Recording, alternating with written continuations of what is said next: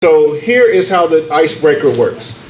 I'm going to ask you some true and false questions. Now, if you're able to, if the answer is true, I want you to stand up. But if you're not able to stand up, you can raise your hand. But I'm just going to ask a series of questions. If the answer is true, stand up and raise your hand. Is everybody clear on the instructions? Yes. Okay, yes, all right. Thank you very much. So the first one, and let me back up so you can see everything here. Pineapple goes on pizza. Pineapple goes on pizza. If it's true, stand up or raise your hand. Okay? And look around, no judgment, no judgment. It's just, we just ask a question. All right, you have your seat. The next one, I drink at least 1 cup of coffee every morning. All right. Next one, I make my bed every morning. All right. Again, no judgment. I hear some groans out there. All right. This next one, and I have kids at home. You might be able to relate. This next one, I have hidden a snack just to keep someone else from finding it. All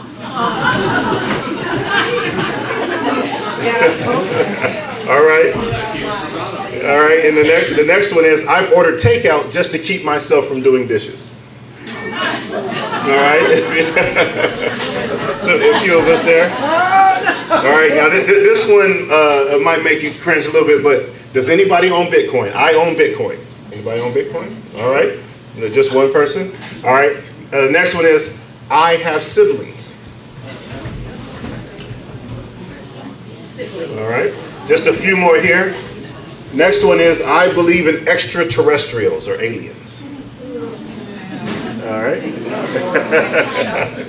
All right. 2 more. The next one is I am fearful to ride on elevators. No, everybody's good on elevators. And the last one, I have met a celebrity. Okay. All right. Well, thank you for doing that. So the purpose of this is twofold. One, just to have some fun to get us energized. But it is proven that the standing up or the activity of doing that, it gets the brain flowing, and I need us to stay awake for the next 30 minutes. So that's why I did that.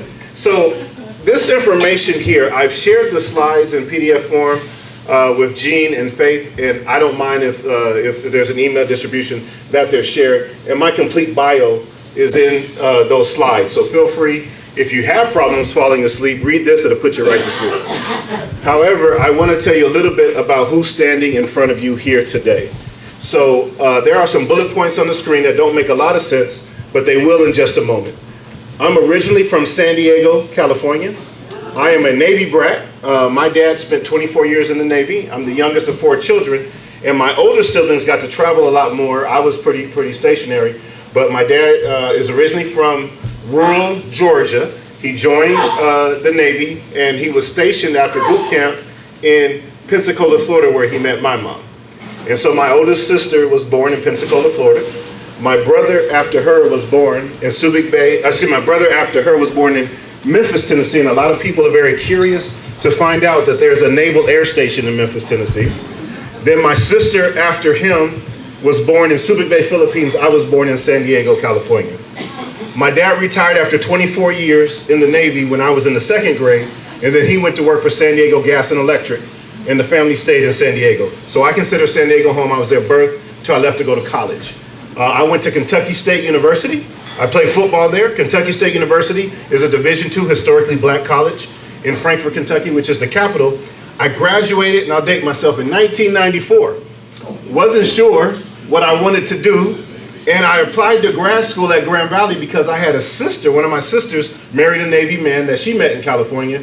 He was from Grand Rapids, Michigan. So they were living in Grand Rapids. He got out of the Navy and they moved to Grand Rapids. And I said, I'm going to go to Michigan for 2 years, figure it out, go get my master's. 30 years later, I'm still here. And the reason being is that all right, thank you, is that next bullet point, I am outnumbered at home.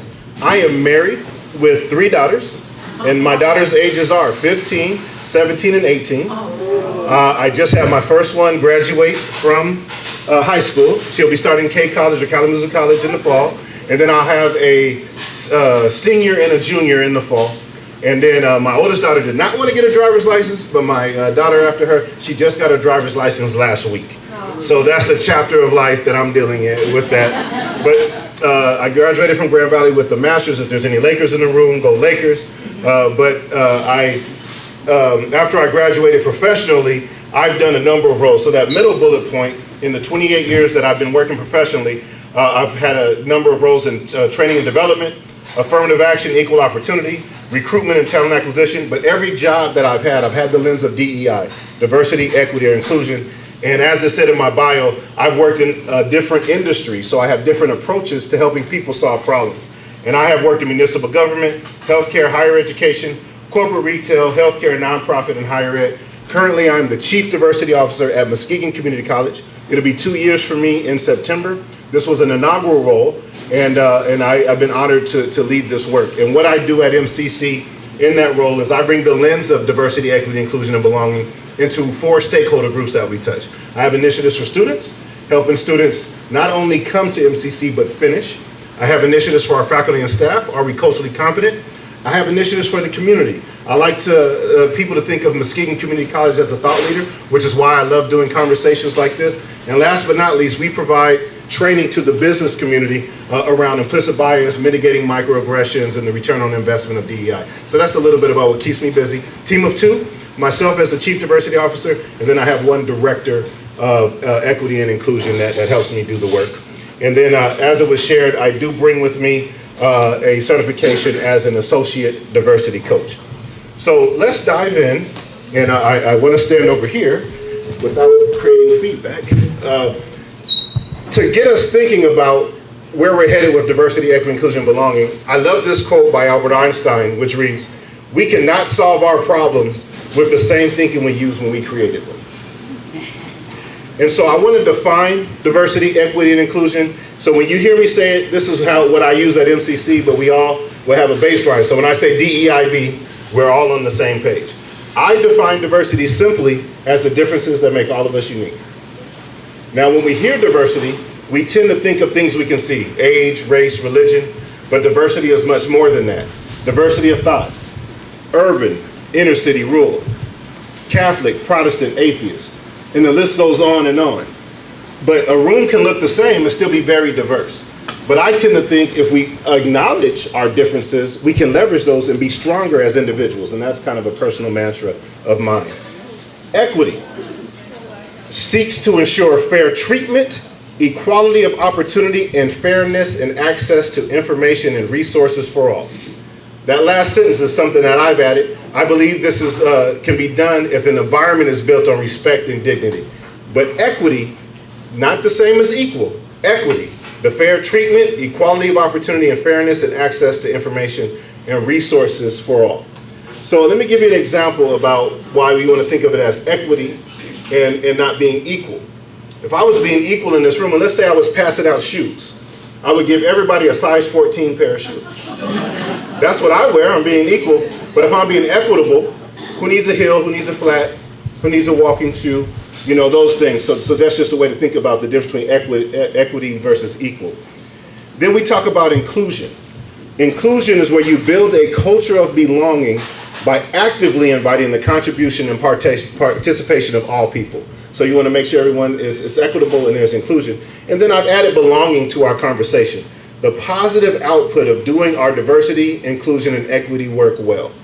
And so it's one thing to be welcome. So when we think about, you know, if you're going to take some of these things you learn here back to your family, work, where you worship, where you volunteer, all of those things, we want to make sure people feel like they belong. And so let me give this example. So I'm just getting to know Faith and Jean in person. We emailed as I was getting ready here, but I can pretty much guarantee if I went to their house after this meeting, they would make me feel welcome there. Ken, have a seat. Would you like something to drink? I feel welcome. But if I feel like I belong there, I can kick off my size 14 shoes. I can go in the fridge and see what leftovers they have there for me. And I think about that when I go to my parents' house. My parents live in Central Georgia. They're twice retired. I'll be seeing them next month, as a matter of fact. But I know when I get there, even though it's not the house I grew up in, it doesn't matter if I sleep on the couch or in the guest room. It doesn't matter if they're not using their car, I'm welcome to it because I know I belong there. It's just that natural thing. So that's the journey of diversity, equity, inclusion, is getting to belonging. And the key thing about it is it takes intentionality because that means something different for each of us to do that. So it is a journey involved with it. It's not a destination, it's a journey. So throughout my discussion, I like to reinforce things just like I gave you the example about belonging and welcoming and that. I like to reinforce things through volunteers. And so before any of you volunteer, let me tell you what is required to be a volunteer of kin. It's quick, it's painless, you get to stay in your seat, but I need 3 volunteers, and I'll just go whoever throws their hand up first. 1, 2, 3. Okay, I saw that hand come up. So who was it? It was 1 here, 2 in the green back there, and 3 in the blue. So I'll come. I saw your hand first. I can't read that far, but can you tell me your first name? Chris. Everybody, this is Chris. Hi, Chris. Chris, how do you spell top? Top. T-O-P. Everybody agree you spell top T-O-P? I'm going to ask you one more time, Chris. How do you spell top? T-O-P. What do you do at a green light? Stop. You go at a green light, Chris. All right.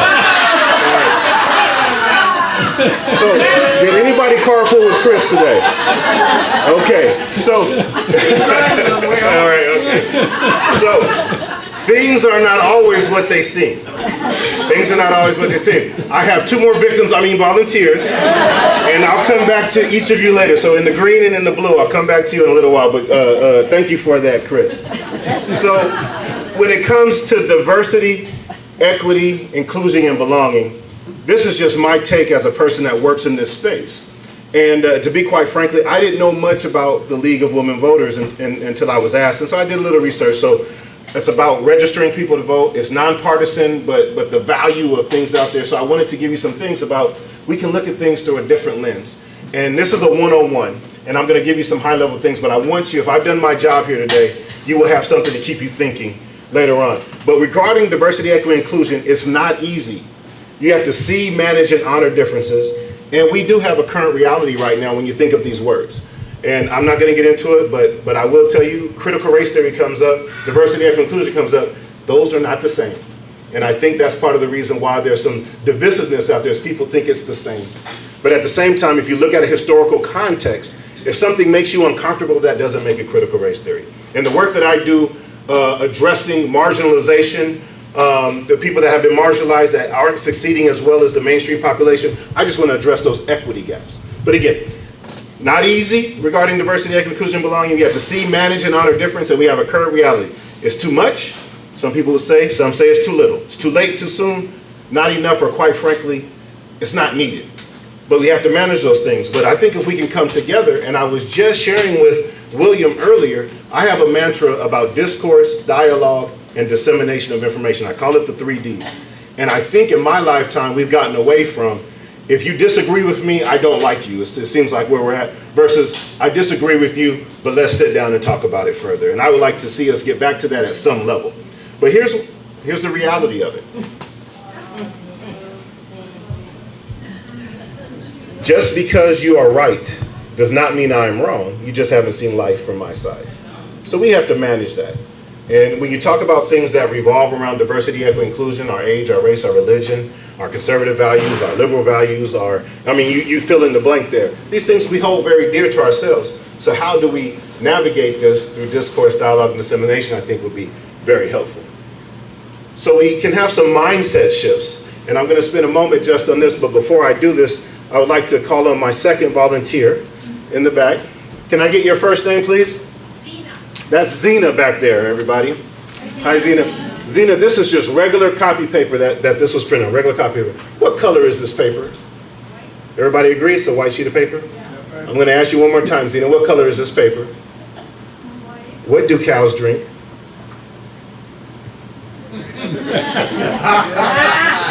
She said water after she checked herself and didn't say milk. Who was thinking milk? Be honest. Okay, so do this. Things aren't always what they seem. And I know we're competitive by nature, and if you're keeping score, it's League of Women Voters 1 and Kin 1. So we're going to have a tiebreaker before all this is over. So things aren't always what they seem. So I think about mindset shifts. So when you get new information, it's up to you what you do with it. And remember, you didn't arrive to your thought processes overnight, and they probably won't change overnight. But we can plant seeds, and you can be intentional about changing them. And these are just a few things that I wanted to share. The first one is bias. And so sometimes people are saying, well, I don't have bias. And I want to challenge that. We all have biases. You know what you know, and you don't know what you don't know. So just like that thing that I showed you a moment ago, you can look at something and have a different interpretation. So I challenge us to have a mindset shift to be intentional about saying, I do have bias, but that's not a bad thing. I can lead things intentionally, and I'm going to allow situations to reveal what they are, not what I think that they are. Let me give you an example. I am married to a black woman who works in K-12 education, raising 3 black daughters. But my wife, for a number of years, she was an elementary school principal in a predominantly white district. And sometimes people would come into the building to find the principal when she was working. So it'd be a vendor, parent, grandparent, whatever, someone come in the building. And many times they would question if she was indeed the principal. So this would happen to her, she'd come out, I need to talk to the real person in charge. I need to talk to the leader. And it happened so much that she got a little desensitized to it. But this particular day, a few years ago, this happened, and we were kind of debriefing when I got home, and that's why it resonates with me so much. Someone had come into the building looking to see the principal. She comes out of her office, and they're like, no, I want to see the person in charge. And this day was the same day there happened to be a principal meeting with the superintendent. So at the end of the school day, all of the principals from the district went to one school to have a school leader meeting. And this was the meeting before the meeting. Coffee pot, ice water, Danishes, that kind of thing. And she's talking to her peers, which happened to be white males. And she said, hey, today, this happened to me, and they questioned if I was a leader. And they were like, that never happens to me. Are you sure? Maybe you're misinterpreting it. And the reason I share this story is it might not be your reality, but it doesn't mean it didn't happen to someone else. And at a minimum, we can show empathy if somebody is sharing their story with you. Is you can show empathy. It doesn't have to be your reality for it to exist. And what bothered her more than the infraction itself was that she could not vent or get validation from her peers. So if someone tells you their story, if it's not your reality, at a minimum we can listen. And that's one of the things. So, but acknowledging we have bias is not a bad thing. It's just saying I'm going to allow situations to reveal what they are, not what I think that they are. Why am I treating second shift different than first shift? I'm just giving some high-level examples. Why am I treating hourly positions different than salary positions? Why am I treating someone from this group different than this group? But the time it takes for us to practice bias, and the research tells us this, is actually 0.7 seconds. So when you walk into a situation, you immediately fill in the gap with things you don't know. But you can take another 0.7 seconds and just say, I'm going to allow the situation. Let me do a quick exercise. Close your eyes if you want to, but I'm just going to have us pause for 10 seconds, and I want you to pick up on everything that's going on around you that your brain has already minimized.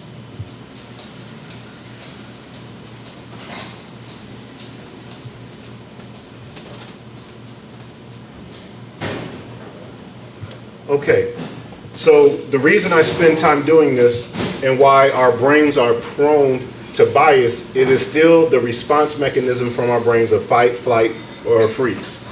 And if something is not a threat, you minimize it.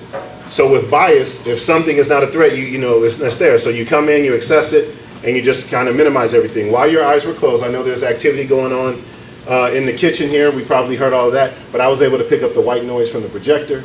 I was able to pick up the white noise from the fans. I heard someone breathing. So your brain already minimized those things. That's how your brain does it.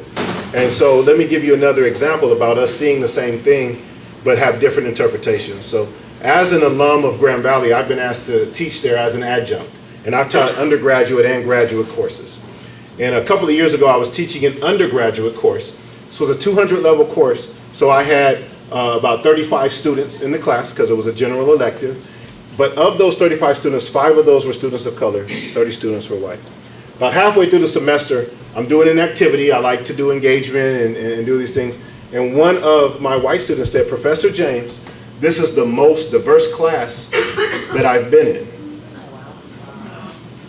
And then one of my students of color, heard that and said, this is the most isolated I feel when I'm on campus. Now, this was a night class, 6 to 9 p.m. in Allendale, Michigan. I'm not making any judgments on that, but they were both right. That was their realities.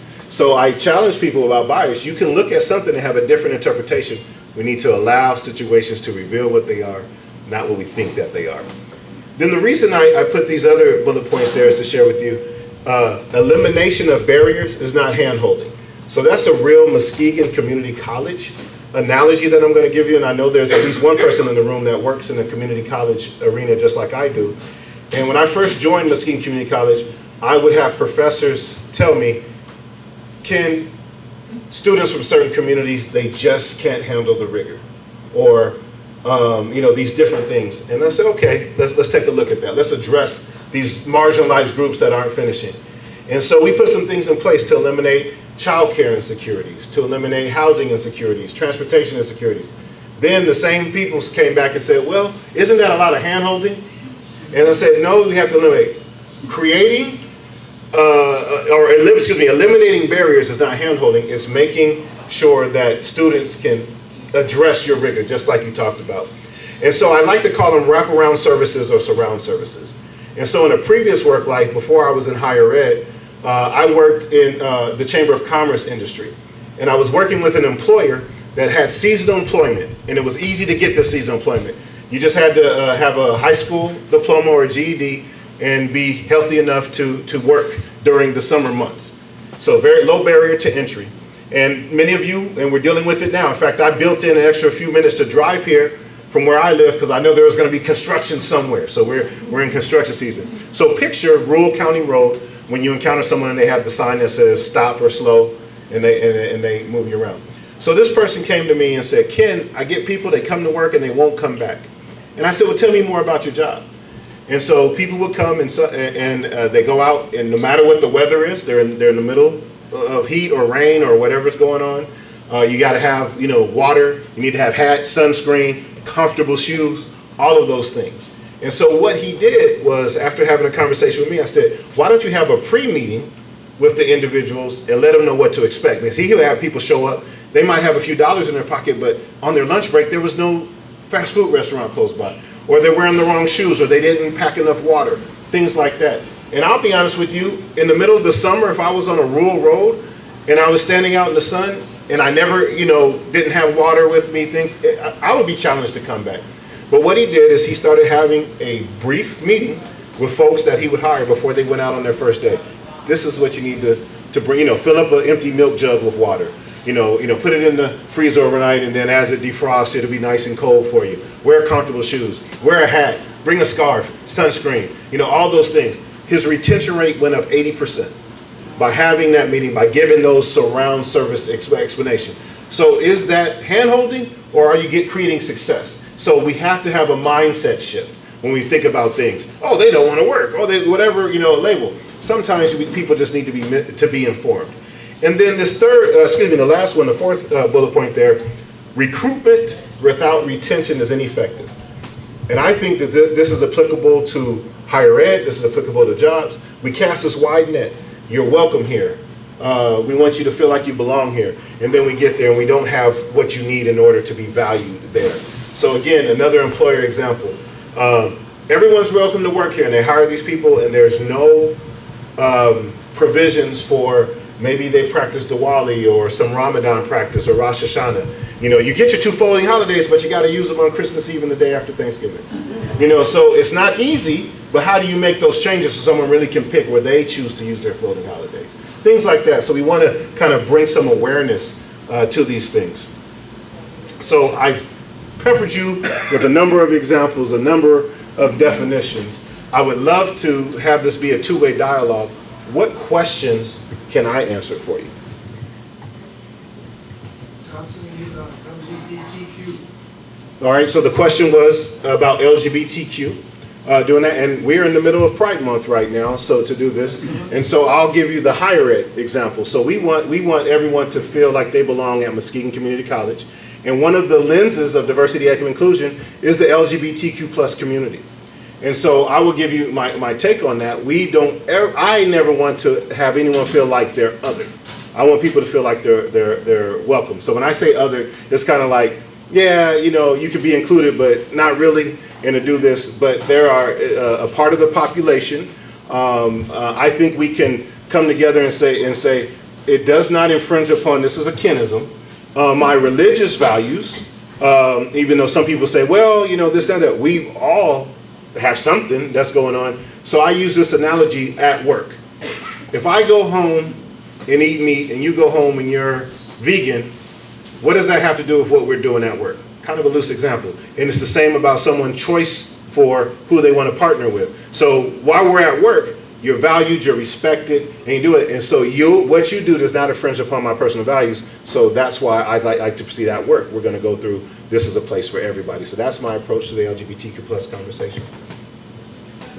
So I'll work across the room. Yes, here, and then we'll go. There are a lot of people in our community who are very opposed to any kind of education or DEI. And I'm wondering how you recommend school boards, et cetera, to handle that challenge. So just to make sure I heard you correctly, people are opposed to diversity, equity, inclusion, and how do we initiate or continue a dialogue? And have the education that we need happening in our schools. And have the education? They want to shut it down. My approach, and someone else that practices diversity, equity, inclusion might give you a different answer, but one, I like to meet people where they're at, and I remember I use this, it's a continuum, diversity, equity, inclusion, and belonging, it's a journey, but it's never too late to take the first step. I believe there's misinformation around diversity, equity, inclusion, what it means, and so for instance, I started with critical race theory and DEI are not synonymous, they're different. DEI is inclusive of everyone, whereas critical race theory is a little bit more, and so to my knowledge, and I work at a higher ed institution, that is only taught at the law school level for people that choose to go down that path. So I try to come in and have a meeting, discourse, dialogue, dissemination of information. Where can we start? Where can we find consensus and move forward from there? I like to start the DEI discussion with bias because a reasonable-minded person can say, we can look at the same thing and have a different interpretation. And then once you go from there, we can go a little bit deeper and say, well, where did you get the origin of your bias toward socioeconomics, your bias toward LGBTQ, your bias toward people of color? Let me ask you this, this question, and this is yell out the answer to me about we can, you know, this ties into diversity, equity, inclusion. What do biscuits, rice, and tortillas have in common? Just yell the answer to me. Carbs. Carbs. Tasty. Tasty. Do this? Yeah, well, ethnic, all right. So what if I told you, depending upon the region of the country you're from, those are breakfast staples. I went to a historically black college. I grew up in Southern California, where I went to school at, and my teammates, the majority of my teammates were from Kentucky, Tennessee, and Alabama because of where we were at. But there were people from all over the United States, Miami, Chicago, I was from San Diego, people from Los Angeles, we were there. But I was shocked the first time we went to breakfast as a team, they had biscuits, rice, and tortillas on the breakfast table. And I found out that was what was abundant where people were from. And so for me, we all look the same. That's what I'm saying. We all look the same.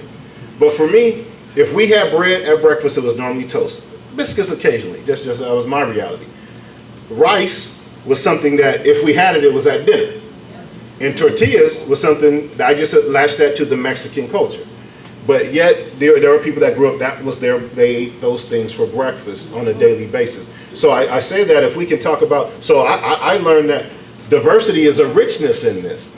And so I lead with the bias discussion and try to tear down some of the misnomers of things and then say, what's the first step we can take together, and then try to move from there. That's my approach. Mm-hmm. All right. So in our society, you know, there's a lot of stress on individuality and diversity.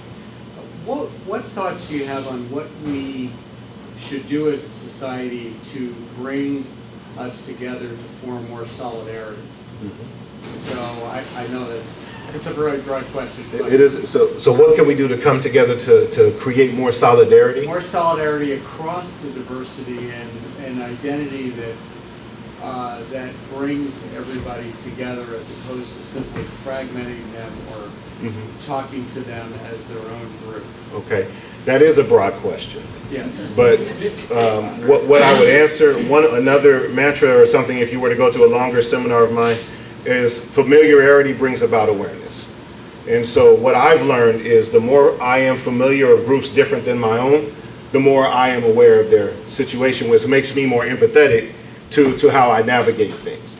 So, you know, and that could be socioeconomic, it could be race, it goes on and on. So intentionality is also another word that I use a lot. How can we be intentional about learning about someone else's experience? And you don't have to agree with it to deal with it. You know, okay, I wouldn't do that. It's not wrong, it's not beneath me, it's different. And then how can we come together? So that's kind of a broad answer. I know I have 2 or 3 more hands, but I have to come back to my last victim here in the blue there. And just to make sure things aren't always what they seem, and the reason I'm doing this, I will forget because of the questions are coming in. Can I get your first name, please? Val. Val? Okay, everybody, that's Val. And this is tough, Val, because you got to break the tie. You know, you're doing this. How do you spell coast? Like we're on the west coast of Michigan. How do you spell coast? C-O-A-S-T. Everybody agree you spell coast C-O-A-S-T? Val, one more time. How do you spell coast? C-O-A-S-T. What do you put in the toaster? Bread. Oh, who's thinking toast? Who's thinking toast? League of Women Voters 2, Kim 1. Things aren't always what they seem. Gene, can I get you to help me out here for a second? Yeah. All right. There were 3 volunteers, and they each, I have 3 gifts from Muskegon Community College. Can you make sure everybody gets one? So there's a bag, a keychain lanyard, and a water bottle. Doesn't matter who gets what, and they're suitable for regifting. So if you were one of my volunteers, raise your hand. Who was the first volunteer? All right, yeah. I was the real victim. All right. Okay, so you get So while Gene is doing that, I didn't want to forget, things aren't always what they seem, and and that's why I tee that up. So, again, the question was higher ed and anti-DEI efforts there.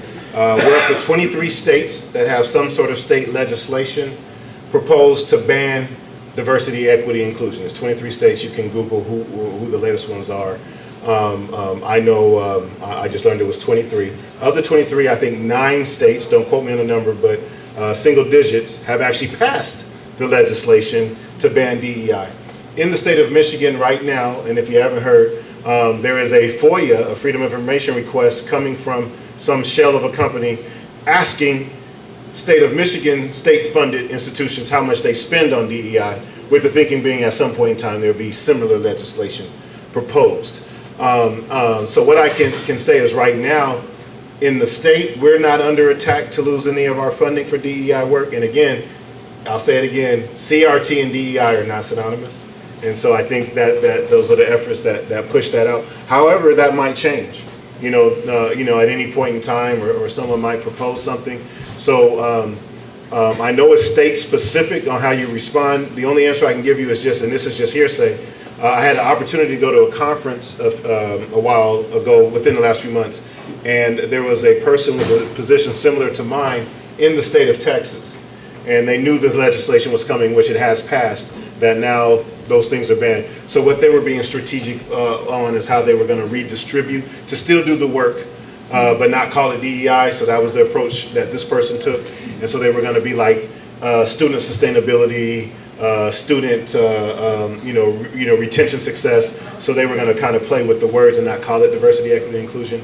But I would say I don't know enough about the state of Florida to answer that, other than there might be some best practices elsewhere that if they still want to teach things that are currently banned, to do it in a way that still is within the law. How do you feel?